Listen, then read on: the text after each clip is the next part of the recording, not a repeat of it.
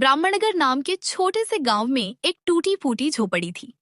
बरसात में जिसकी छत टपकती थी और गर्मियों में जिसकी मिट्टी की दीवारें भी तपने लगती थीं। उसी झोपड़ी में रहता था रमेश, उसकी पत्नी सीता और उसकी बूढ़ी माँ गौरी देवी। गरीबी इतनी थी कि कई बार रात को चूल्हा भी नहीं जलता था। एक शाम गौरी देवी झोपड़ी के बाहर बैठी आसमान की तरफ देख रही थी। उनकी आंखों में चिंता साफ दिखाई दे रही थी। उन्होंने भारी आवाज में कहा, बहू, मेरा दिल बहुत घबरा रहा है। हमारे पास न सिर छुपाने के लिए पक्की छत है, न अपनी कोई जमीन। मेरा जवान बेटा, जिसे राजाओं की तरह जीना चाहिए, वो दिन भर दूसरों के खेतों में मजदूरी करता है। सीता ने धीरे से उनकी तरफ देखा और बोली, माँ जी, आप इतना मत सोचिए। हमारा रमेश बहुत नेक इंसान है। उसका दिल साफ है और मेहनत सच्ची है। ऊपर वाला सब देख रहा है। एक दिन जरूर उसकी किस्मत बदलेगी। सीता की बात सुनकर गौरी देवी की आंखें भर आईं। उधर रमेश हर रोज सूरज निकलने से पहले घर से निकल जाता। दिन भर दूसरों के खेतों में मजदूरी करता। उसके हाथों में छाले पड़ जाते। शाम को शरीर दर्द से टूट जाता, लेकिन उसके चेहरे पर कभी शिकायत नहीं होती थी। वो हमेशा अपने आप से एक ही बात कहता था, आज भले ही किस्मत मेरा साथ नहीं दे रही, लेकिन मेरी मेहनत एक दिन जरूर रंग लाएगी। एक दिन रमेश गांव के बड़े जमींदार सेठ कुंदन लाल के खेत में काम कर रहा था। सेठ जी बरगद के पेड़ के नीचे बैठे थे। उनके चेहरे पर गहरी चिंता थी। रमेश ने काम रोक दिया और उनके पास जाकर बोला, मालिक, आप बहुत परेशान लग रहे हैं। अगर कोई परेशानी है तो मुझे बताइए। क्या पता मैं आपकी कुछ मदद कर सकूं। सेठ कुंदन लाल ने हंसते हुए कहा, अरे तू मेरी क्या मदद करेगा, पहले अपनी गरीबी मिटा। मालिक, ये सब वक्त का फेर है। इंसान को मेहनत पर भरोसा रखना चाहिए, किस्मत पर नहीं। रमेश की बात सुनकर सेठ कुंदन लाल थोड़ा चौंक गए। उन्होंने धीरे से कहा, रमेश, मेरी जमीन मुझसे छीनी जा रही है। गांव के चौधरी विक्रम सिंह और उसका बेटा सूरज सिंह धोखे से मेरी जमीन पर कब्जा करना चाहते हैं।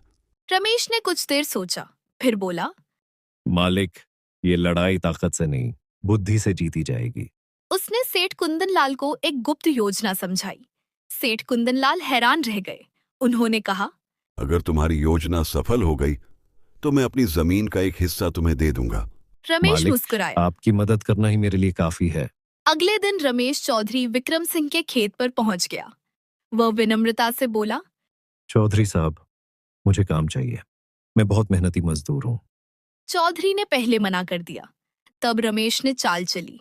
वह जाते जाते बोला, लगता है सेठ कुंदनलाल सही कह रहे थे। क्या कहा उसने हमारे बारे में? यह सुनते ही चौधरी चौंक गए। रमेश ने धीरे धीरे उनकी तारीफ करनी शुरू की। बस चौधरी खुश हो गए।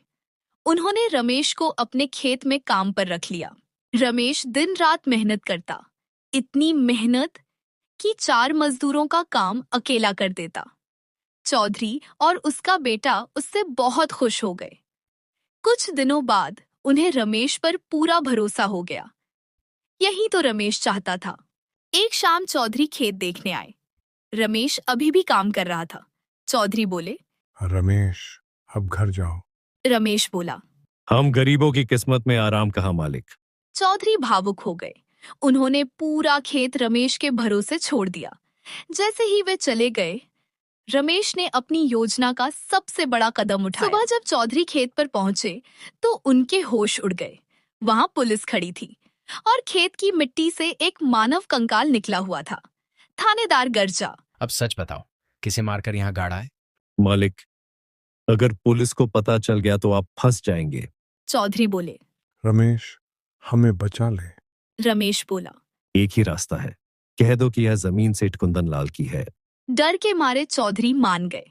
उन्होंने सबके सामने स्वीकार कर लिया कि जमीन असल में सेठ कुंदनलाल की है। बस यही रमेश की योजना थी। कुछ देर बाद सेठ कुंदनलाल और गांव के मुखिया आ गए। कुंदनलाल हंसकर बोले, ये कंकाल असली नहीं, नकली है। सभी हैरान रह गए। उन्होंने कहा, ये सब रमेश की योजना थी ताकि तुम लोग सच बोलो। सेठ कुंदनलाल ने रमेश को बुलाया। उन्होंने कहा, रमेश, आज से तुम सिर्फ मजदूर नहीं, जमीन के मालिक हो। तुम्हारी मेहनत और ईमानदारी ने तुम्हारी किस्मत बदल दी। रमेश की आंखों में आंसू आ गए। उसने अपनी माँ और पत्नी को याद किया। उस दिन पहली बार उसकी झोपड़ी में खुशी का दिया जला।